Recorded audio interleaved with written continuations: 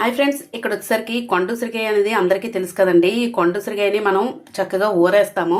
ఈ ఊరేసి అంత టైం లేకపోయినప్పుడు మనం మామూలుగా అసలు పచ్చి ఉసిరికాయ తింటే చాలా మంచిదండి హెల్త్కి. కానీ పచ్చి ఉసిరికాయ మామూలుగా తినడానికి వగరగా అనిపిస్తుంది, కొంతమంది ఇష్టపడరు. అందువల్ల ఇప్పుడు ఒక చిన్న చిట్కా అనమాట. మనం ఎక్కడికైనా జర్నీలు చేసినప్పుడు మంచిగా ఉపయోగపడుతుంది. వామిటింగ్ సెన్సేషన్ అది ఉండదండి. ఇలాగ మనం చక్కగా ఒక 3-4 ఉసిరికాయలు అయితే తీసుకొని ఇలాగ చిన్న చిన్న పీసెస్ లాగా అయితే కట్ చేసుకుంటాము.